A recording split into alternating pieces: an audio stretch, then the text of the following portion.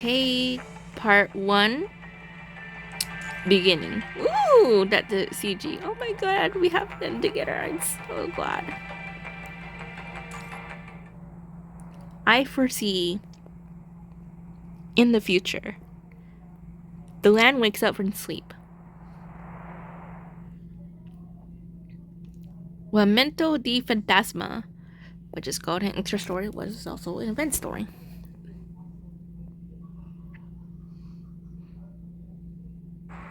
The transport vehicle hurtles through the wilderness, its tires churning up a swirling dust storm in its wake.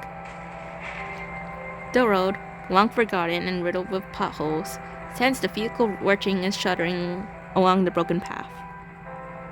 Lucia, how much longer will it take us? 15 minutes. This is already the 12th conservation area. 2 weeks ago, multiple surface conservation areas came under attack by unidentified hetero creatures. Worse yet, nearly all personnel from the affected sites have since gone missing. What started as a small-scale incursion has swiftly escalated, and the window to rescue the attacked conservation area is closing fast. Oh, that's just creepy. But I don't like it when there's like multiple eyes. It just creeps me out. These coordinate strikes defy the usual behavior of hetero creatures. Is something or someone pulling the strings behind the scenes? Another entity like Cradle, perhaps? Oh, I don't want another one like Cradle. I didn't really like her, although she did play as like a villain, like a good villain, so I didn't really mind, but no.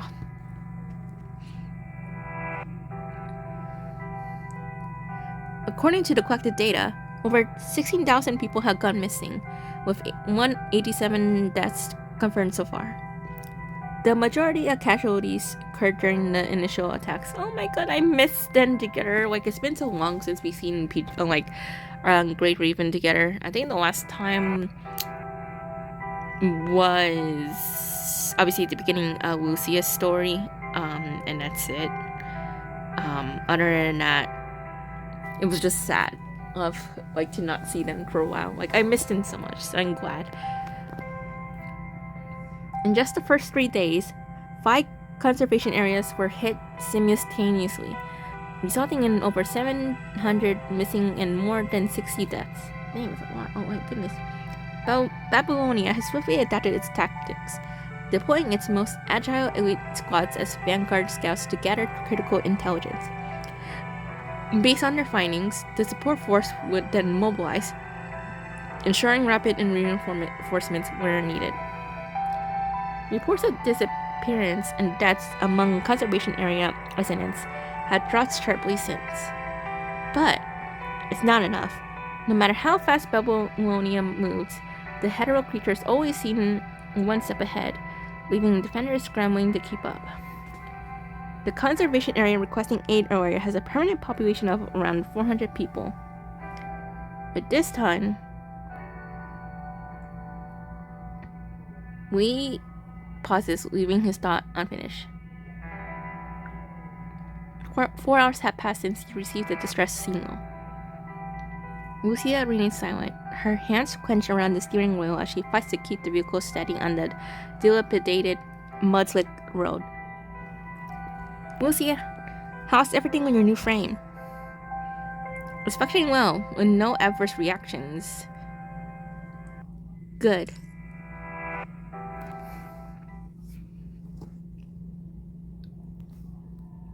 We reached the target location.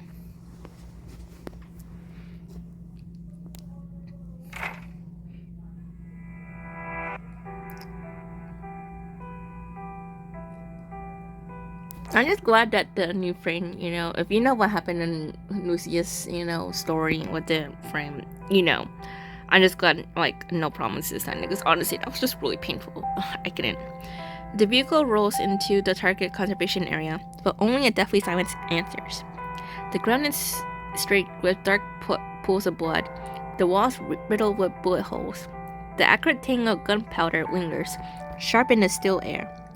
Around you, the once pristine buildings stand broken and skeletal, as hungry flames lick through the wreckage, devouring all they touch. Damn it! Are we too late? Let's start searching. Lee, go up and keep watch. Understood. Liv, you're with me. Medical assistance may be needed. Copy that. Lucia, we'll split up and search. Alright. Chaos envelops the scene. The shattered remnants of constructs littering the ground. Over there! Liv's gaze leads you to a clearing with a sandbox and exercise equipment. What appears to be a public recreation area nestled within the conservation area. Amid the open ground, a lone baseball lies abandoned. Perhaps once a children's toy, now its surface is marred by blood. Let's continue searching. Don't let your guard down. Moments later, you find an entrance to an underground shelter hidden beneath the conservation area, but its insulation door lies in ruins. The shattered fragments on the ground had unnervingly clean, precise edges. This precision, it doesn't match hero creature behavior. It was a blade.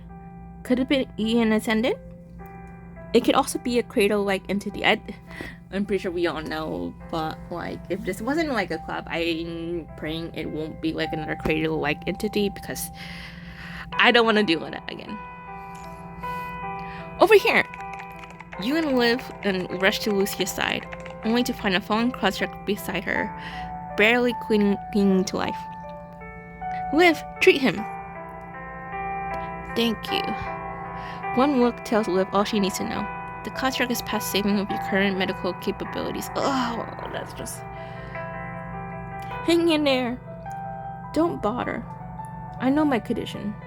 The construct barely registers Liv's healing attempts, fully aware of his inevitable fate. I'm Danny, one of the construct stationed at this conservation area. He retrieves a terminal slick with his own vital fluid from his chest, handing it over along with his identification tag. I recorded some footage that might be useful. With those final words, the light in his eyes immediately fades away. Oh, that's so sad. Let's give him a proper burial.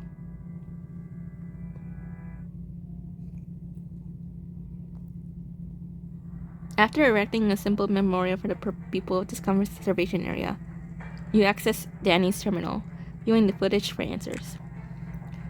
This is Danny, concentration at this conservation area. We're under attack. Danny faces the camera, speaking rapidly. There are many hetero creatures. A hetero creature lunges at Danny from afar, forcing him to dive beside as his terminal clatters to the ground. The video recorded by the device reveals the creature's bat-like horns and fluid flight. The hetero creatures match the information previously gathered. In the footage, Danny springs to his feet and opens fire on the hetero creature. The conservation area couldn't have fallen this fast if it was just hetero creatures. As if to confirm Lucia's words, Danny's resistance seems short-lived. A blurry figure appears from the corner of the frame, followed by a brutal, lightning-fast flash. Danny barely manages to react, but it's too late. His blade shatters right in front of his chest in a spray of vital fluid. The unknown figure halts, the responsible weapon glinting briefly before being smoothly sheathed. Yet, due to the camera's angle, only the person's lower body is captured in the frame. It's the hint of a dark blue coat.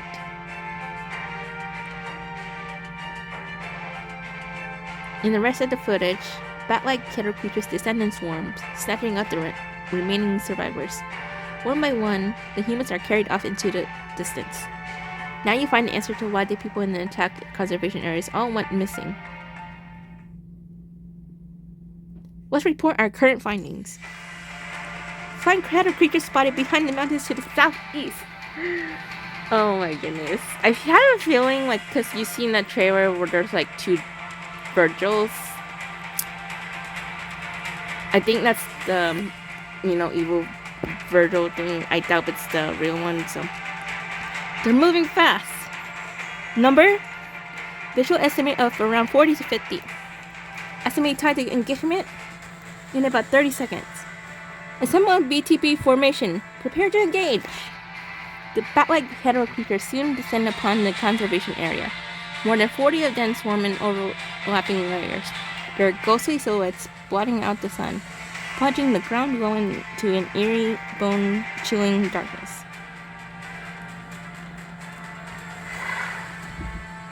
Oh, I love the CG so much. They circle in the sky, their shrieks and howls rending the air. A cacophony like hell's own laughter, mocking the fragility of the humans beneath them.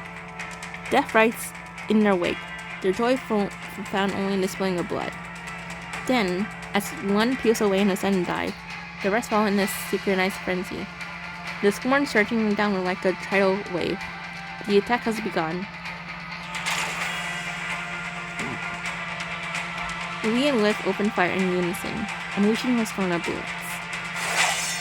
Their shots tear through the hetero creatures swarming from above, while Lucia cuts down any that breach their line. The Grey Raven's claw moves with practiced precision. If the four of you keep this rhythm, the creatures will last much longer. Oh my god! But unseen, lurking in the shadows beyond your sight, another hetero creature waits.